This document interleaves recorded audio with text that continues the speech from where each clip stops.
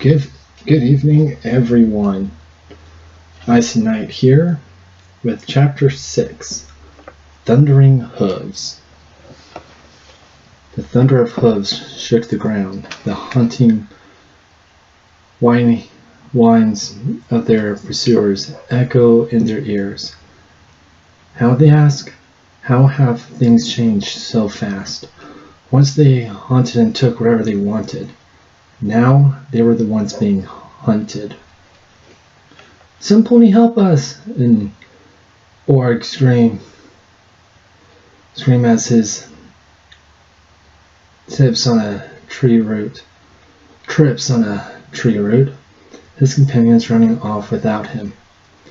He turns as the bush erupts into a mass of shining white lights. The whinings turning to a roaring battle cry. For Equestria! The orc could barely scream his last breath as the cavalry charge of the night patrol ran him down, their steel boots crushing his bones and flesh. Running at the head of the herd was an orange mare in a brown hat. Don't let him get away now! Close those varmints down! Galloping at full speed, another squad came crashing in from the north, taking down another orc. Up above, a roaring whining was heard as three dark shadows nosedive at the final orc, plucking it up and carrying it off into the sky. A distant scream could be heard as the orc was returned to Earth via airdrop. Halt! The mayor ordered. The group stopped on a dime. Turn about and return home. We're done tonight. Good job, boys. Hail Luna! Hail Luna! Her comrades replied, disappearing into the woods. Applejack looks up, waving as the shadows of the Shadowbolts pass overhead. Smiling proudly, Applejack trots home. At the castle of the two sisters, things were busy. Construction and remodeling were underway as builders made new barracks and adding more lower levels to the castle. Tunnels were dug out the side in the nearby ribbon for air deliveries and landing zones for the Shadowbolts. Outside, hundreds of raw recruits being put through the ringer as they were trained by the night patrol ponies. Looking at it all from above was Princess Luna, Princess of the Night, the leader of Night Patrol. She was amazed at the progress they had made in only 6 months after her visit to her sister in Canterlot. After recruiting the inventor pony Gadget and his daughter Dusk, Luna sent out word to all ponies across Equestria, asking them to join her cause. She had been expecting a few clans to join, but she didn't expect the herds upon herds of ponies to arrive at her doorstep. So soon after making the call, lucky for them, winter was upon them, and whether pony or dark creature of the forest, most critters don't venture out in the snow. This meant they had plenty of time to train the new recruits, and when the snow began to thaw and the creatures roused from their deep slumber by the warmer weather, her ponies would spread out across the land, establishing communication and trade between the various towns scattered throughout in the countrysides. Soon, patrols were assigned and mobilized, and their work begun. Though they lost a few ponies here and there, their work and sacrifice could be seen, and Equestria was slowly becoming safer for every pony. But that wasn't all Luna was working for. She was looking ahead to the future generations, so she began to teach the foals of the clans. Now, can any pony tell me the weakness of the Cyclops? Luna asked the class of foals. Hope sprang up as she took her time deciding who to call on. Applejazz, your answer? The eye. You kick him in the eye, like this. Little Philly demonstrates by jumping on her desk and performing a flying kick which sent her flying to another full, sending both crashing to the floor. Luna rubs her temple as the Philly's zealous behavior. Yes, very good. Next time, a worded answer would be enough. Also, your form needs work. Speak to Rothhide about improving your balance when you kick.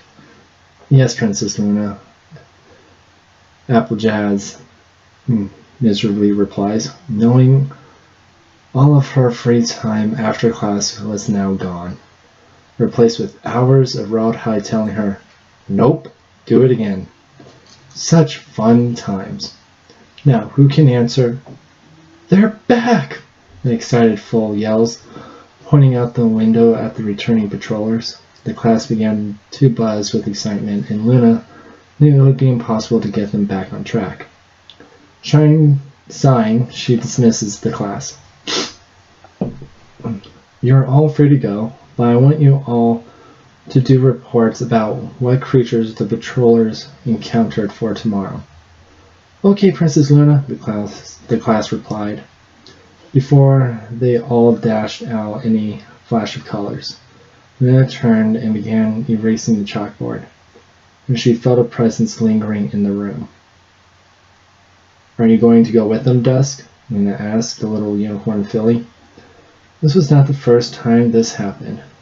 It has almost become their own strange routine, which she secretly enjoys a bit too much at times when her other duties called for her attention. Like every day before, Dusk shook her head and moves to the front of the classroom, eagerly waiting for what she called Special Super Awesome Advanced Studies, or Luna Time. Fortunately, there wasn't time today.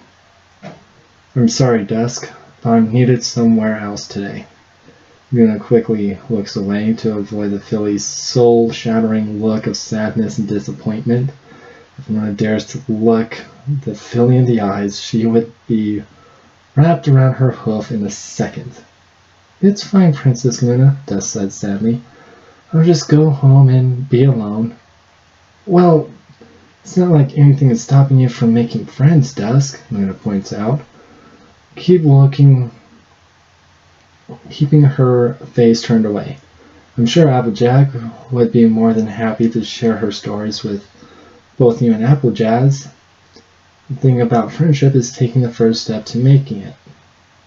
But how can I fit in if I don't have a family member out on patrol? This made Luna turn her head at the filly. Dusk, what your father does is important. He may not be out on the front lines with the other ponies, but he works hard to ensure they come back safe. I hope you can appreciate that. Dusk dug her hoof into her desk, avoiding Luna's gaze. Father had tried to join the patrols, mainly because she pestered him into doing it, since every pony else had a family member in the patrols. Things did not go well. Gadget was simply too old. Well, he wasn't fat, he wasn't in shape either. His years of inventing and blacksmithing had taken quite a toll on his body. The poor stallion couldn't even gallop for even a few minutes without nearly collapsing. I do appreciate it, Princess, I really do. But most of the others don't see it that way. Dusk sunk into her chair, hiding her face under her forelegs. Come on now, said Luna, imitating the filly onto her back.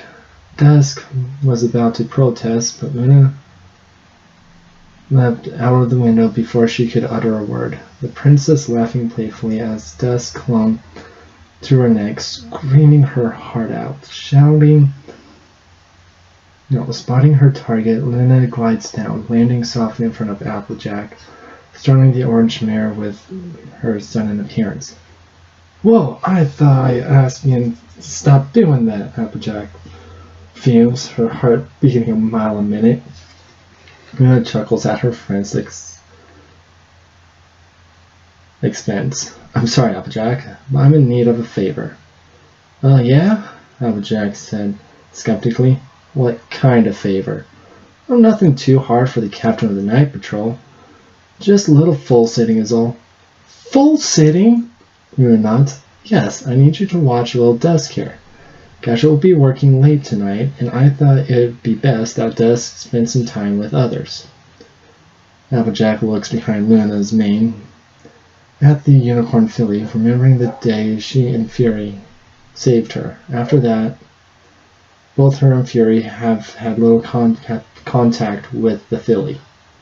Seeing the loneliness in her coat, black eyes, Applejack couldn't help but say yes. Alright, she can come with us. She's looking a little thin anyways.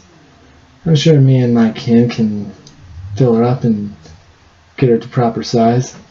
I'm sure you can, Luna smiles, touching her own stomach, which was a little bigger due to the Apple clan's many high-calorie meals, which were indeed for all the work being done. For herself, though, Luna was debating between coming back on her meals or start being more active with the more physical work of the night patrol, as much as she wanted to be on the front with her ponies. Some pony had to be here giving orders and directing the workers and other odds and ends that needs her attention. Hopefully, when the construction is done, she can get some patrol time in, which reminds her. Oh, drat, I forgot. I need to go check on Laura's next shipment. Here's Dusk. Thank you. Goodbye. Catching the unicorn filly with her forehoof, Applejack shook her head as Luna flew off into the sky, disappearing to another part of the castle. She wishes the princess would let them take over some of her duties, so she could have some time to herself. That would have to wait for another day, since Applejack had not one but two fillies to watch over tonight. Well, let's get going, you two. Supper's calling, Applejack. And Applejazz start walking away, so Applejack noticed Dusk wasn't following them. Come on, Dusk. No need to be a stranger. We're all friends here, right? Friends? Yeah. Now get over here so we can eat. Okay, the unicorn filly shouts excitedly, sprinting after the apples, a smile that hasn't been seen in a long while returned to her face. Luna soars over the east tower, landing in the courtyard where Laura and her workers were unloading another shipment of gems and ore for the night patroller's blacksmiths. Tons upon tons of material were being moved by all races, Unicorn, Pegasus, and Earth Pony. How are things, Allure? Asked Luna, touching down in front of the white unicorn. Going well, I hope. After bowing, Allure replied, especially well, actually. And we're right about there being gems out in the steps, buried only a few feet below ground too. It's rather strange, really. Not unwelcome, of course. We have so many gems now. We managed to make our tribute to the dragons, get supplies, and have more than enough left over for Mr. Gadget. I dare say that this rate my ponies will be in your forges before next winter. Very good, Allure. Keep up the good work. I must go and check on the construction process beneath the castle now. Don't worry about the foundation with the extra lower levels being added. Laura waves her hoofs at the princess's worries. I wouldn't worry, Princess. Tough Hide knows his stuff. I suggest you settle down and leave him to his work. You look like you could use some tea and sleep. Circles around your eyes are just dreadful. When was the last time you had full night's day rest? Taps her chin feverishly.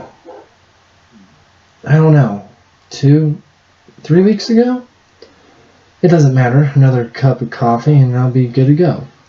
Luna tries to assure the unicorn as her body trembles from the lack of caffeine. Laura gently rubs her shoulder, the motion soothing Luna's fried nerves. As your friend, Princess, Luna, I'm very concerned. Perhaps I could go and check on construction process while you go rest. It would be very unladylike for you to collapse on the ground. Ponies would panic and raise fuss, and I know you don't want that to happen, right? Luna snorts, bursting out into laughter, drawing confused stares from nearby workers. I'm sorry, Allure, she apologizes, wiping the tear from her eye.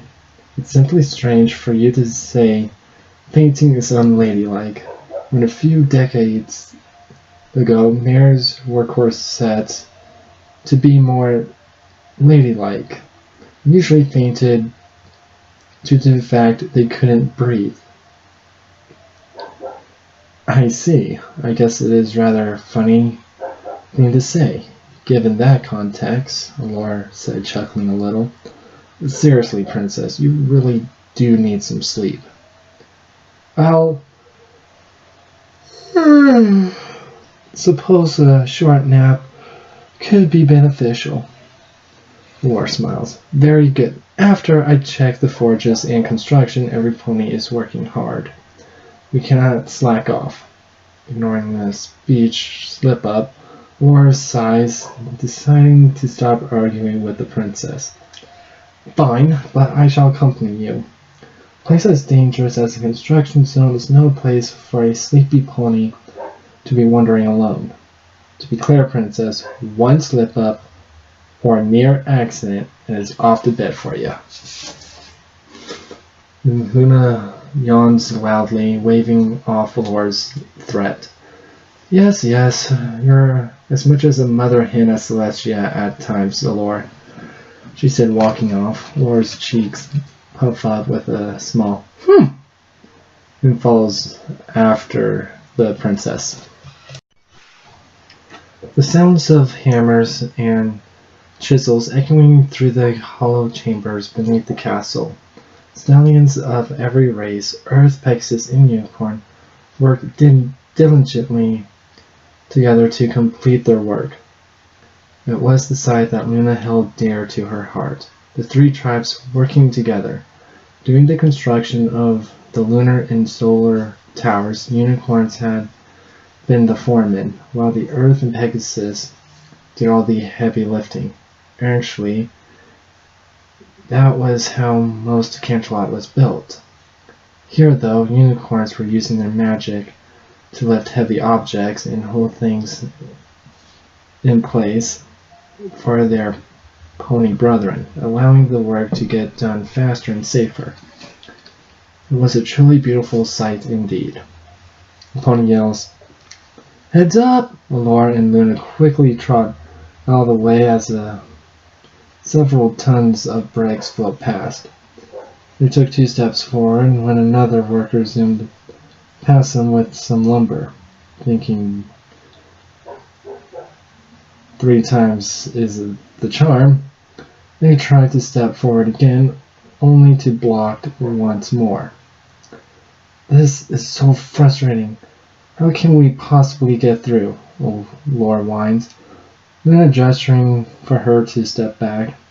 The princess' chest expanding with air. Allure knew what was coming next and quickly covers her ears. Be still! Luna yells, her voice echoing through the noise of construction. Every pony froze in place. All eyes turned to the two mares. The mares trot through the shell-shocked workers, Luna with her head held high and looking regal, while Laura sheepishly apologizing to every pony they pass. A simple task, no? Luna said as they entered the complicated section of the forge, the noise of construction resuming behind them. I suppose a little hard on the ears, though, Laura chuckles, as she rubs her ears trying to stop the ringing. The princess and unicorn entered the inner sanctum of the workshop, where Gadget was busy working on his inventions. He has been given free rein and more resources than he could ever hope to have, and he has made good on his promises to Luna to improve their armor and weapons. Gadget said that he would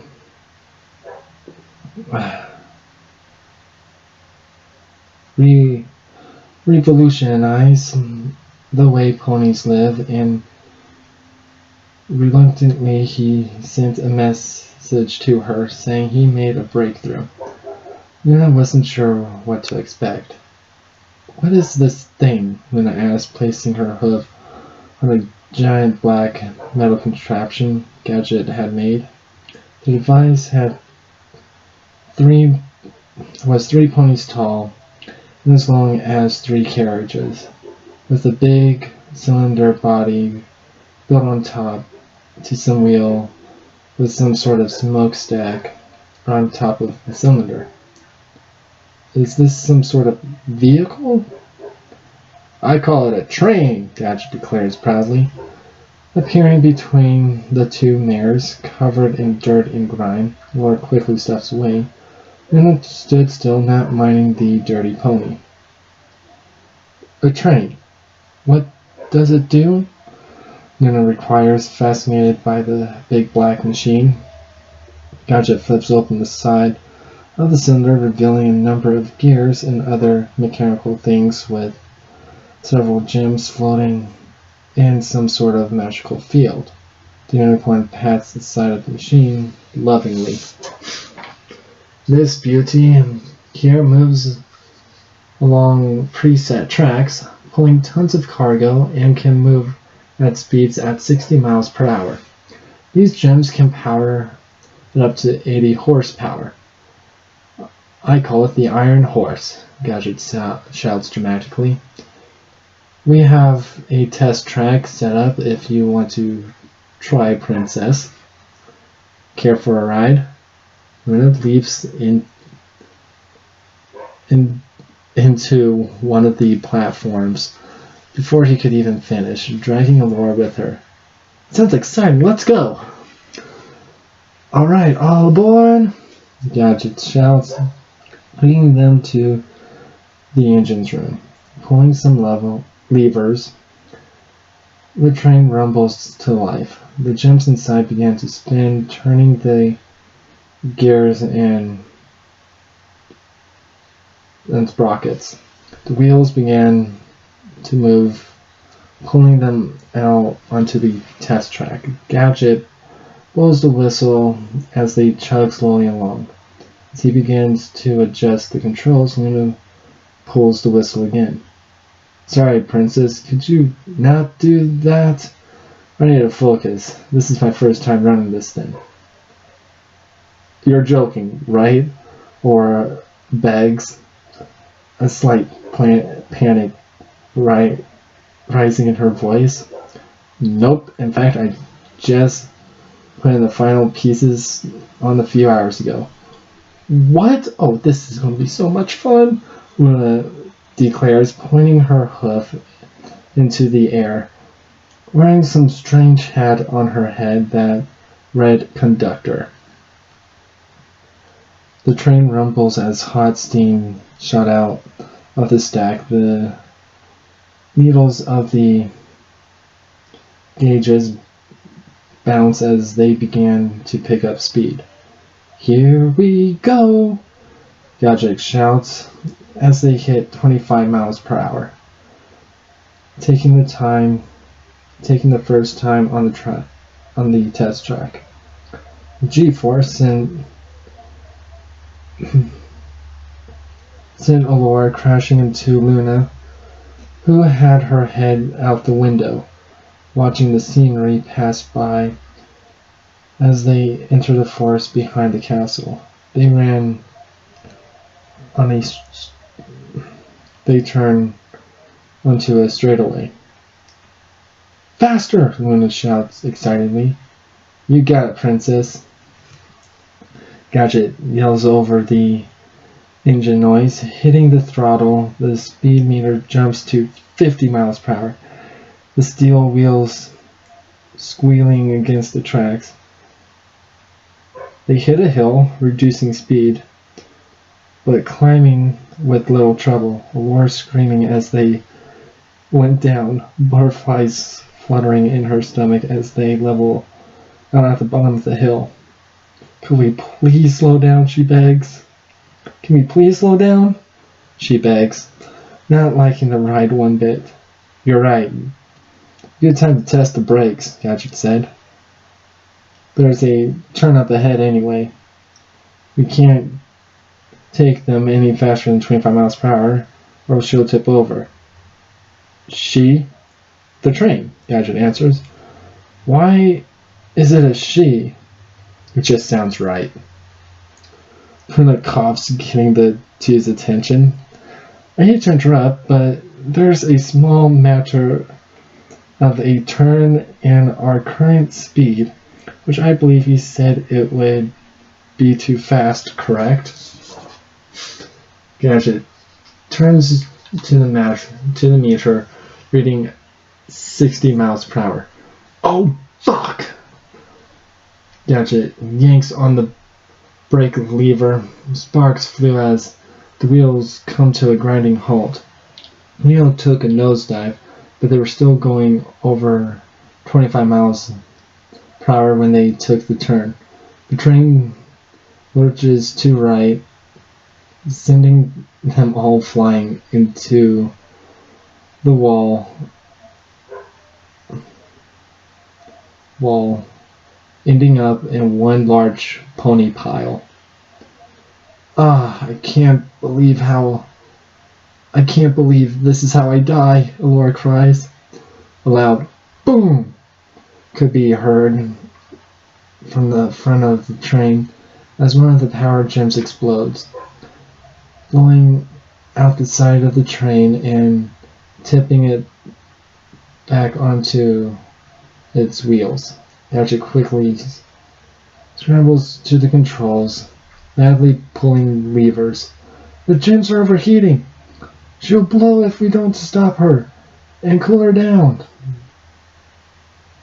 he yells as hot gems from the engine blew in his face. Hot steam from the engine blew in his face. The train slows to a crawl, but the engine was still running, the heat in the gems making the steel glow orange. We got to go. Grabbing Allure, Gadget jumps out of the train while Luna took to the sky. What do we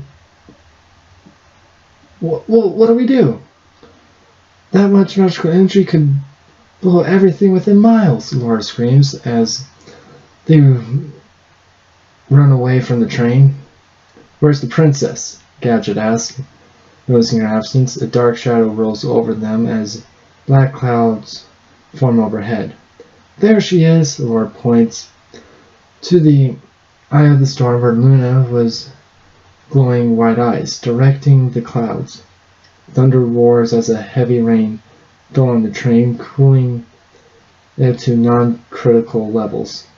Once the metals stopped glowing, Gadget levitates the power gems out of the engine, disabling the train. Luna touching down next to him. I'm sorry, Princess. Seems I messed up. Oh, nonsense, Gadget. Your invention works fine. Plus, I doubt this would have happened if I hadn't been urging you on, correct? Gadget dug his hoof into the soaked earth. Well, I wouldn't have pushed its top speed so soon. But still, enough, Luna said. It just needs some fine-tuning. Adding a bigger water source might help. Don't get discouraged, my friend. Rome wasn't made in a day, and no invention is without its risk. You're right. I guess I'll just have to look into some improvements, Gadget said, looking at smoking remains of his inventions. Thankfully, this had just been a test, and Luna had been here. Otherwise, some pony might have gotten hurt. So I have some other inventions ready to test if you'd like to see them, Princess. Luna stifles the yarn. No, thank you. We have had quite enough excitement for one day. We wish to retire for the night. I'd said so. You're back to the we speak again, Gadget points out with a chuckle, causing the princess to blush. It wasn't her fault, it was just a habit. So you say. Come, Allure, let us return to the castle. Thank goodness, I'm in need of a bath. Gadget and Luna both chuckle at the unicorn's comment. She was drenched from head to hoof from the rain. One of the downsides of having white coats is it was so easy to get dirty. All the dust on the Allure was now wet and showed much more clearly. Luna chuckles at her friend's plight, wondering how Celestia keeps her coat so clean all the time. Luna sighs tiredly as she thought of her sister Celestia, who she hasn't talked to in 6 months. She couldn't think of a time they spent any time longer than a few weeks apart from each other. What made it worse was they weren't even exchanging letters. Not once since their talk has Celestia written to her. Of course she hasn't either, but she has been busy getting the night patrol set up and many other things. There has hardly been any time to sleep, let alone write a letter. She supposed she could have one of her, what should she call her night patrollers? Guards, maybe? They weren't her servants, they volunteered to help her. But they were her subjects, though she felt closer to them than that. Almost like family. Family, yes. They were her family, her ponies. Satisfied with her label, Luna got her thoughts back on track. She supposed she could have one of her ponies write and deliver a letter to Celestia. That felt too impersonal. The meeting face to face, after just a long time, would be awkward. She really didn't want to go to Canterlot again. 6 months away from that place wasn't long enough, in her opinion. That's it. What's it, Princess? Laura asked, startled by the princess's outburst. She had been so quiet on their way back to the castle, Laura had been starting to get worried. I wish to send a letter before I retire for the night, Allure. Let's go get quill and paper with haste, Allure blinks. Okay, if that's what you want, but it's right to bed afterwards. You really need your sleep. Yes, of course. Luna waves her her off as she excitedly trots to the castle. This was going to be perfect.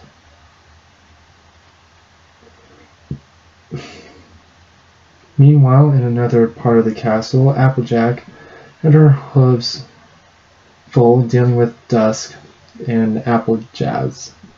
The orange mare thought it would be easy to watch two fillies, given how shy the unicorn had been earlier.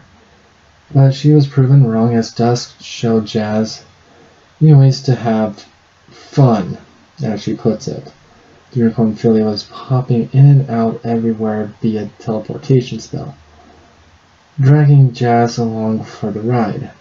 They'd hop from one room to another, sometimes in mid-air at the top of the ceiling, and they would free fall for a little bit before disappearing again. Needless to say, it wasn't any good on Applejack's nerves as she chased after them. "You two get back here before y'all get hurt," she yells,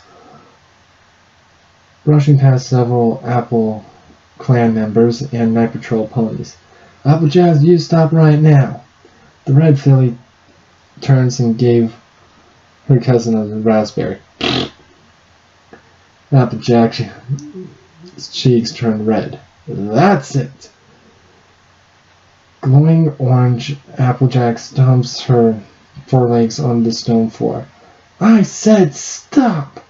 A wall of stone spikes grew in front of the fillies, blocking the hallway. Dusk falters in her casting, and the two fillies came to a sudden halt. Hi?"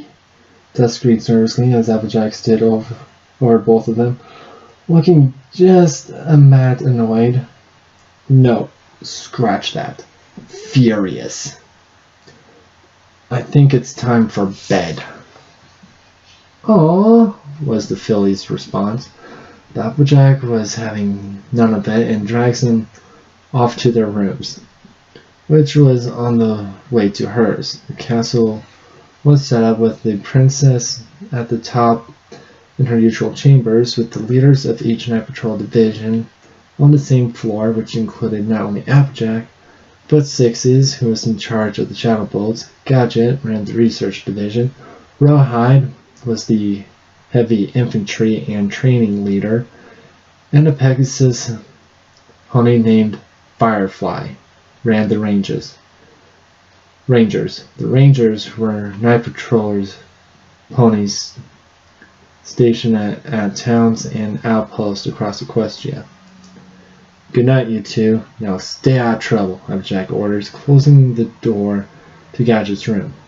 Dusk and Jazz begged her to let them have a sleepover, and she was too tired to put up much of a fight against them. Driving past the princess's room, Applejack spots Luna out on the balcony and decides to go say goodnight. "Hey, Luna, you're all going to hit the sack tonight?" Applejack asks as she approaches the princess. Luna turns to face her, quill and paper floating in her magic. "Oh, hello, Applejack. I'm planning to turn as soon as I send this letter." "To who?" Luna taps her hoof on the floor. "To Celestia. I wish to reconnect with her." "Well, that's great. I hope things work out between you two. It's hard dealing with family at times, but they're worth the trouble." "I suppose you are correct," Luna looks at her note. "I'm nervous, though. We were not kind to each other the last time we were together. You're sisters. Everything will be fine, Luna," Applejack assures her. Luna smiles and rolled up the letter, sealing it with a blue ribbon and her seal. "You're right, Applejack. We both have had time to cool our heads. Everything will be fine." The letter was engulfed in blue and disappeared into a plume of blue smoke, traveling towards Canterlot. "There, it is done. Now we must wait." There was a poof of pink magic and the scroll drops on the ground. That was quick, said Applejack. Luna, however, looks concerned. What's the matter? The seal. It isn't Celestia's. Then whose is it? Applejack asked, looking over the seal, which was a magical note of some sort.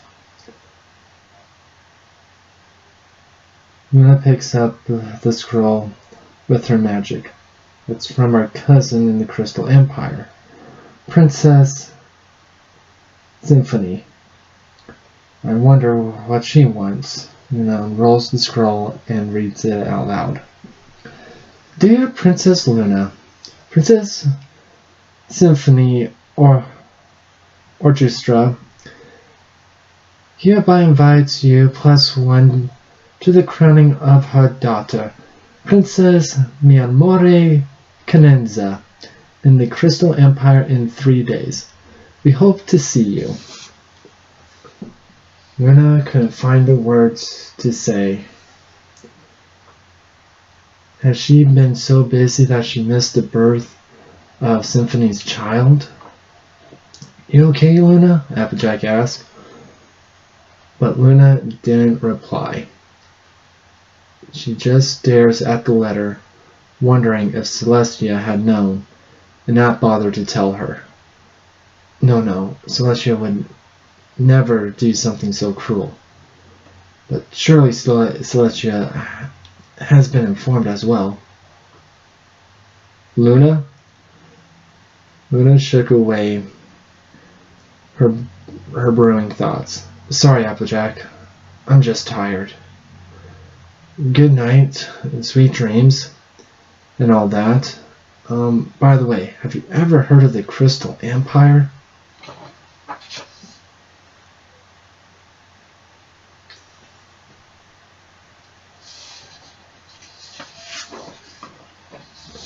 I'm just going to leave it at that. For those who are just now joining the fandom, prepare for a spoiler alert. For us veterans of this fandom, try and keep your pony mouth shut, please. Chapter 7 will be posted tomorrow night. And as always, this is Icy Knight, reading Night Patrol by Foxgear. Have a wonderful night, and Luna will grant you sweet dreams.